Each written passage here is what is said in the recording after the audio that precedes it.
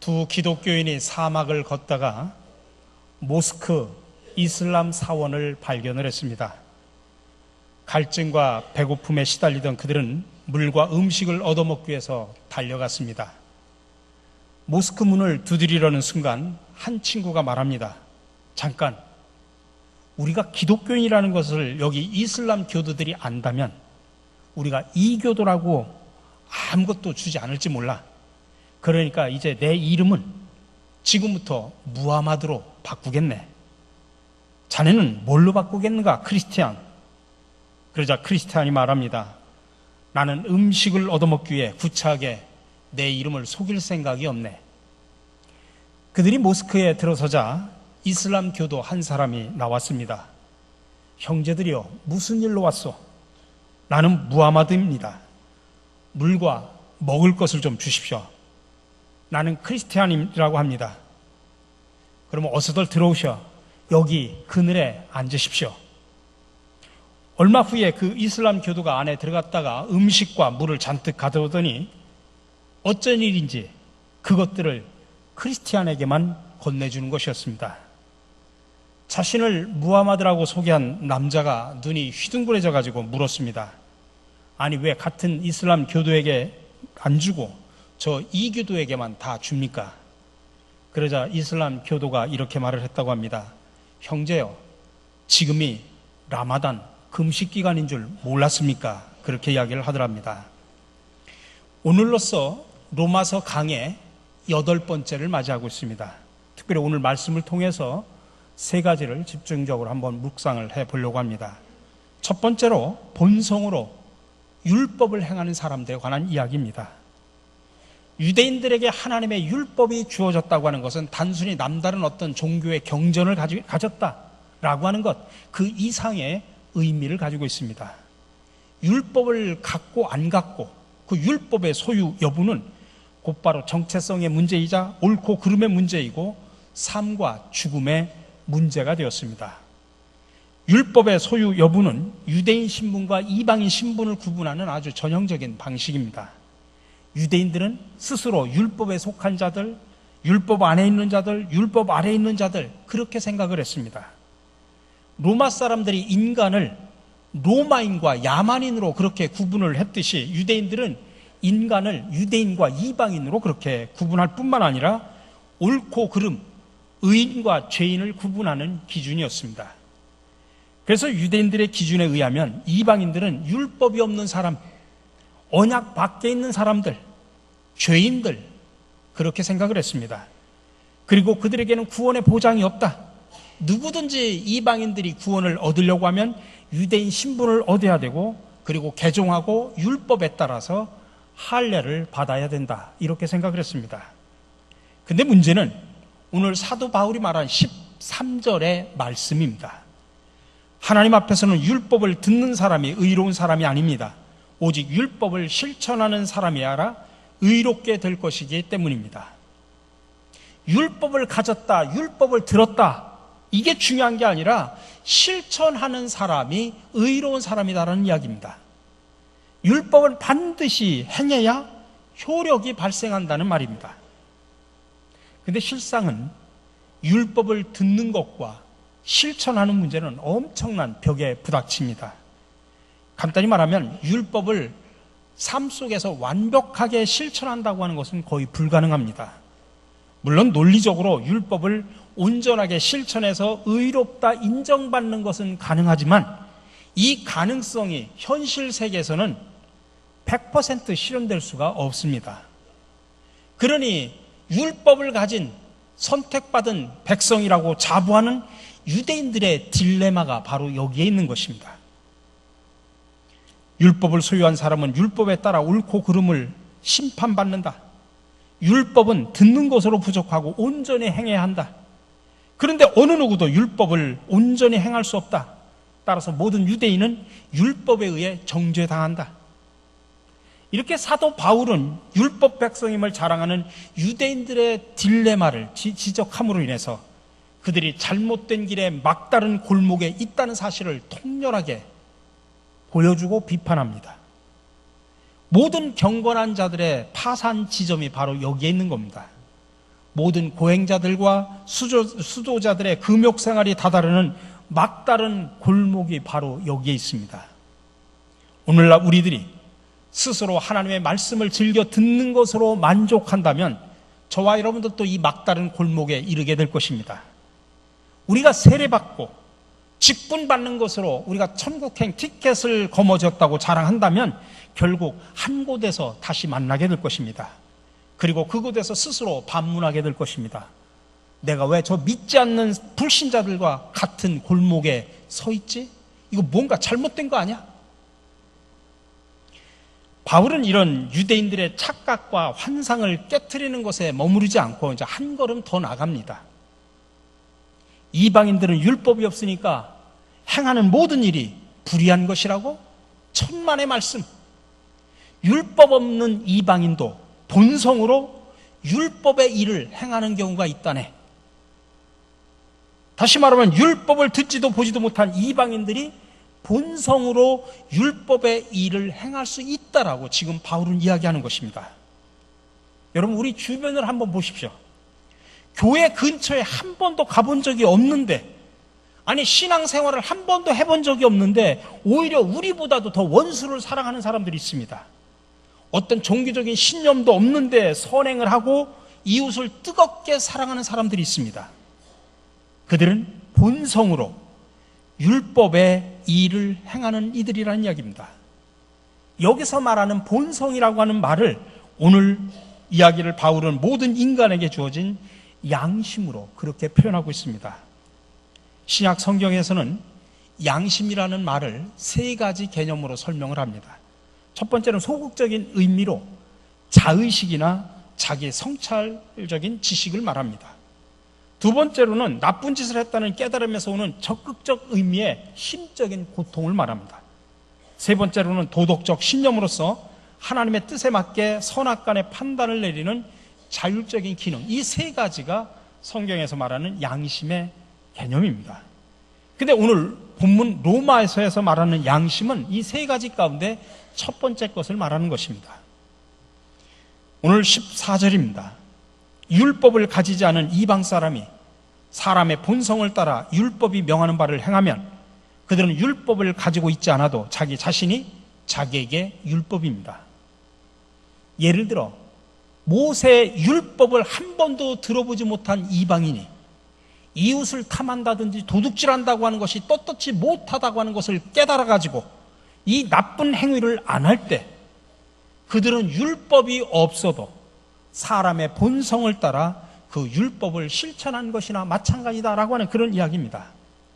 이것이 바로 율법을 가지고 있지 않아도 자기 자신이 자기에게 율법입니다라는 그런 뜻입니다.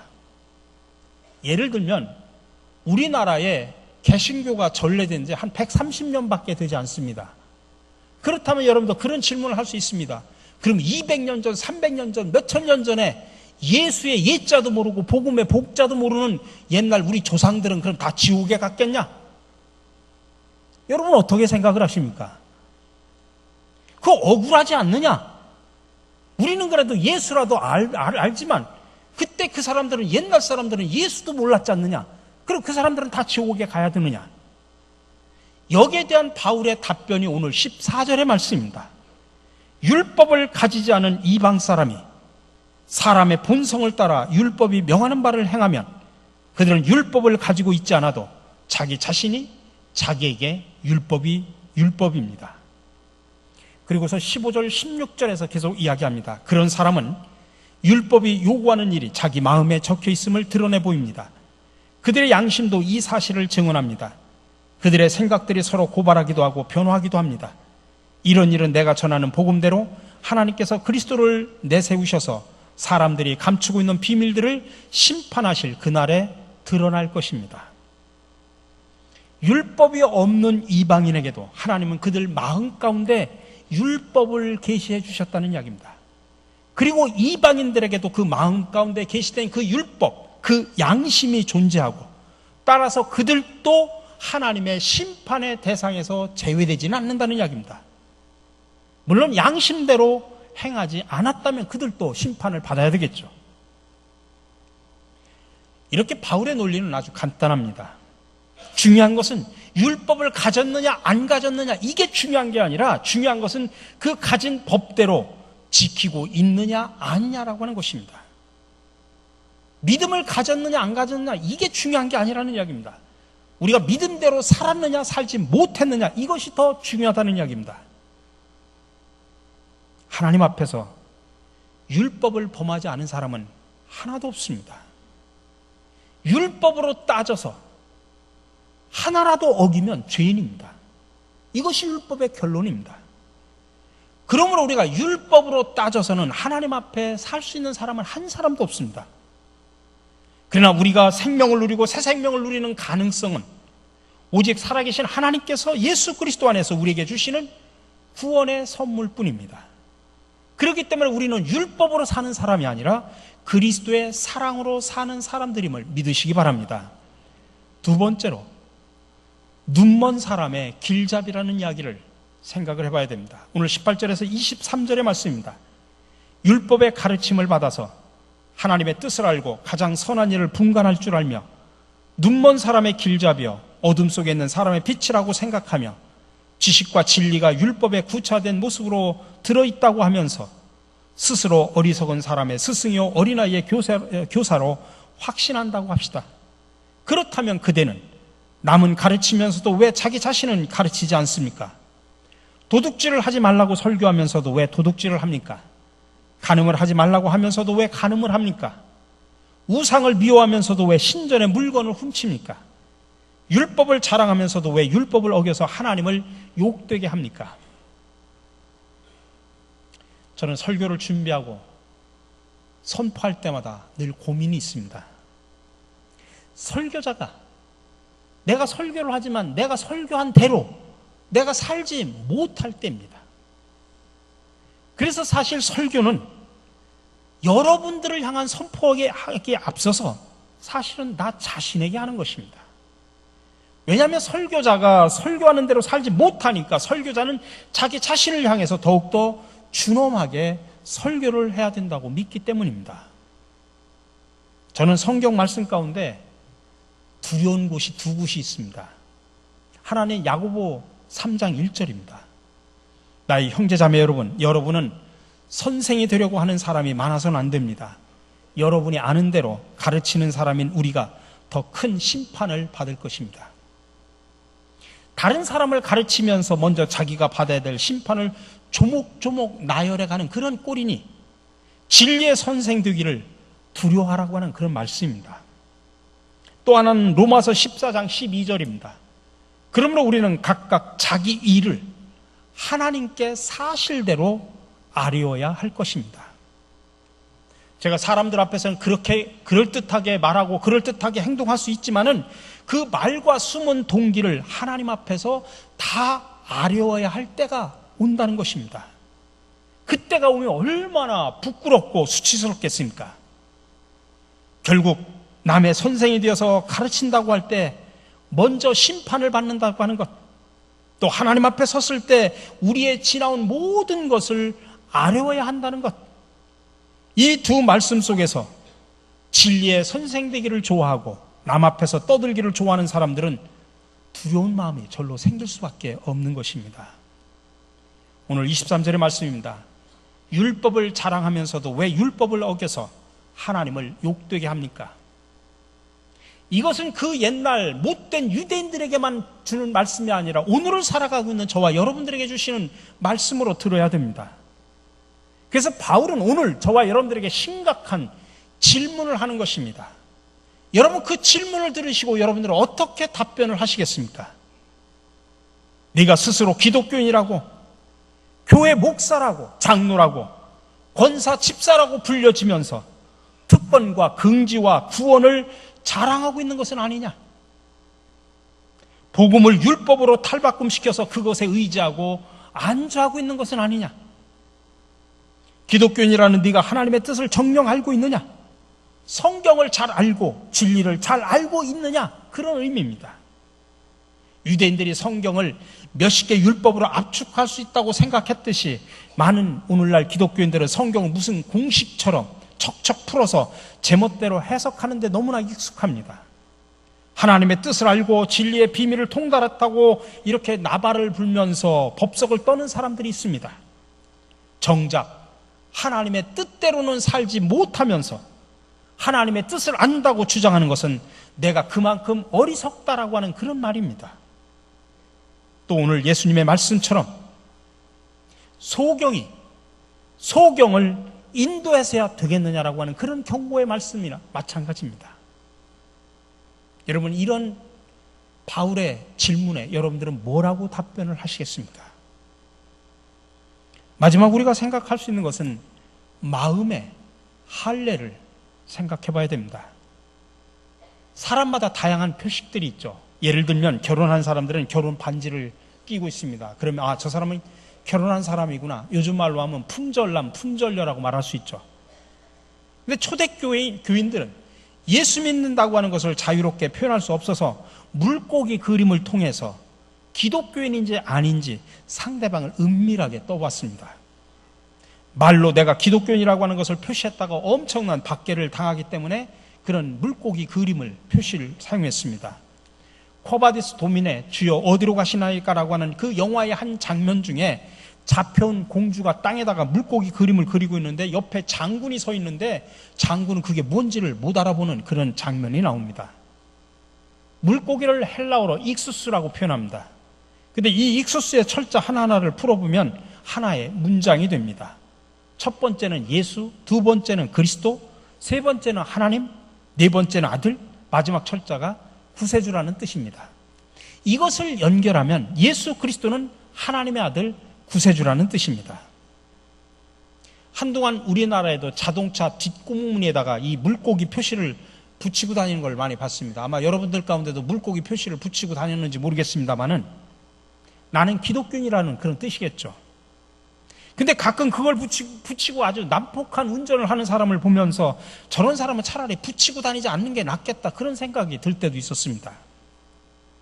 또 어떤 사람은 금으로 만든 십자가를 목에 달고 다니면서 어처구니 없는 행동을 하는 것을 보면서 뭐하러 저렇게 금목걸이 십자가를 달고 다니는지 한심한 생각이 들 때도 있습니다. 오늘 23절에 보니까 성경에 기록한 바 너희 때문에 하나님의 이름이 이방 사람들 가운데 모독을 받는다. 그렇게 어처구니 없고 그렇게 나쁜 행동을 하는 너희들 때문에 불신자들에게 하나님의 영광을 가리고 하나님께 모독을 주는 것이나 마찬가지다. 그런 뜻입니다. 그런 좋은 표식을 붙이고 합당한 생활이 뒤따르지 않으면 오늘 24절의 말씀대로 하나님의 이름이 사람들에게 모욕을 당하게 된다고 하는 바울의 말씀은 우리에게 두려운 경고로 다가옵니다. 유대인들이 가지고 있는 아주 중요한 표식 가운데 중요한 게 바로 할례죠.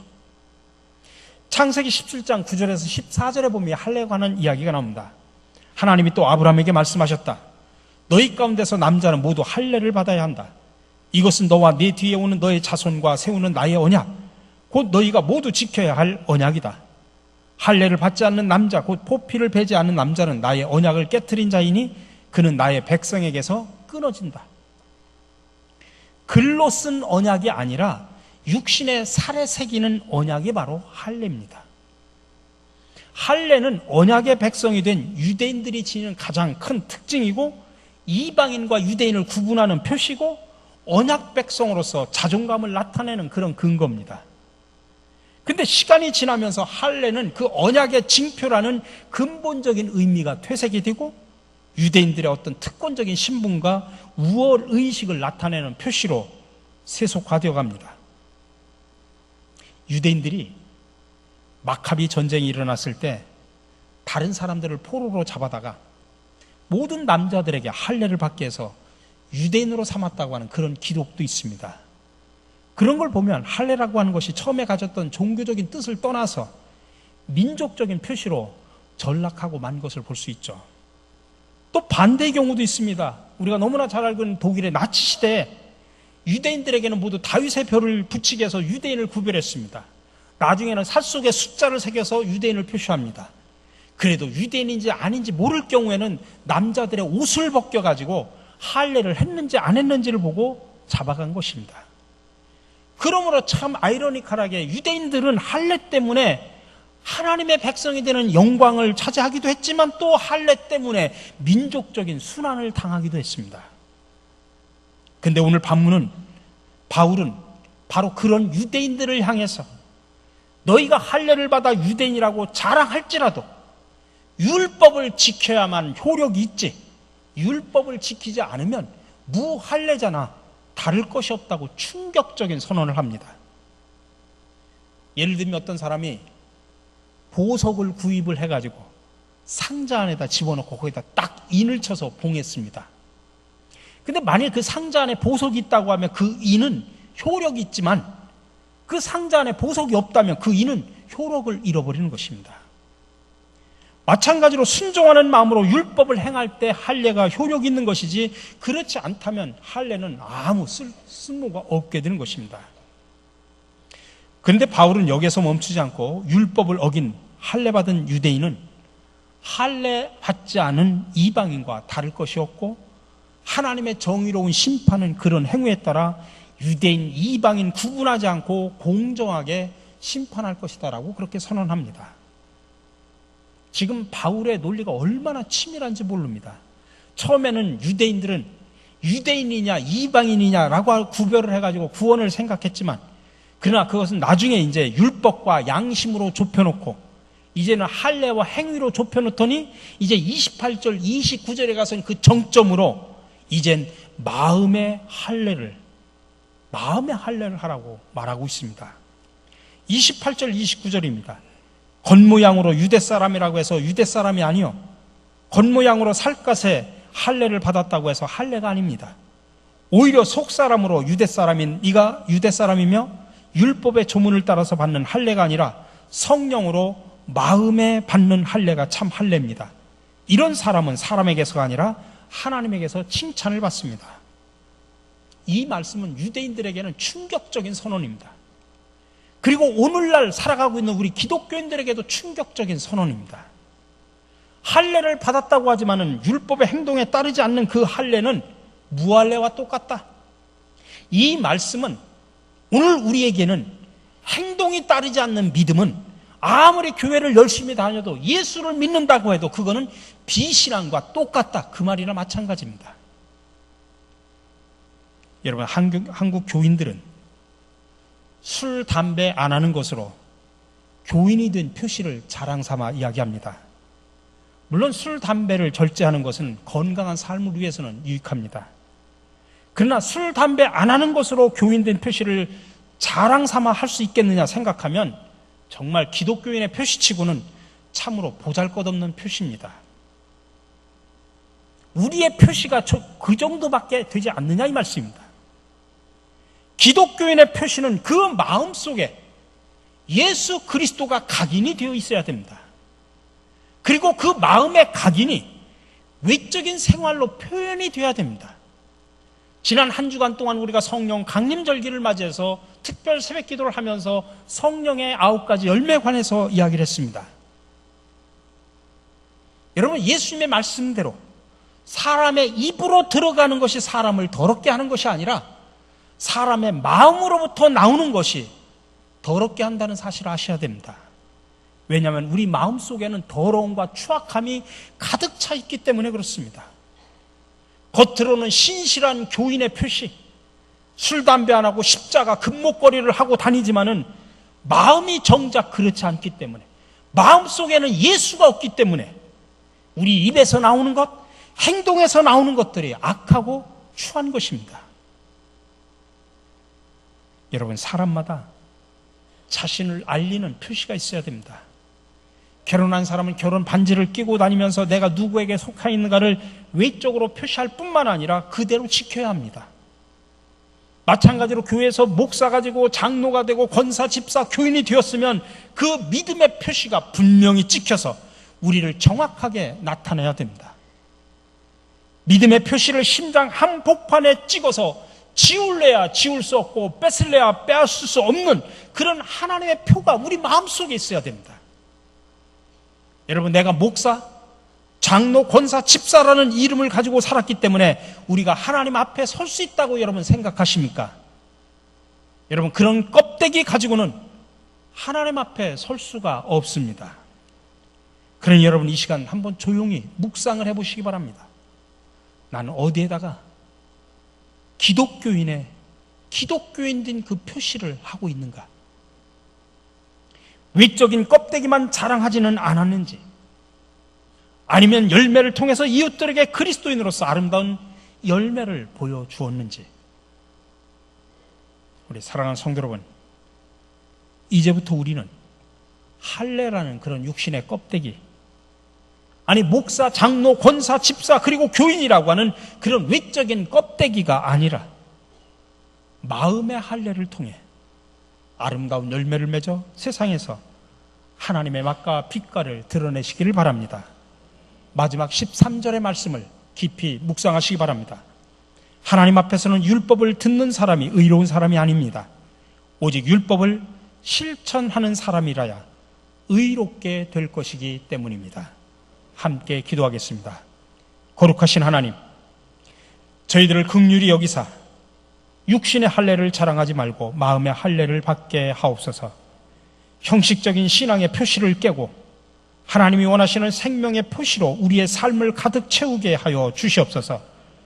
믿음의 표시를 우리의 심장 한가운데에 새기고 그 표시를 증거하면서 살아가게 하여 주시옵소서. 예수 그리스도 이름으로 기도드립니다. 아멘.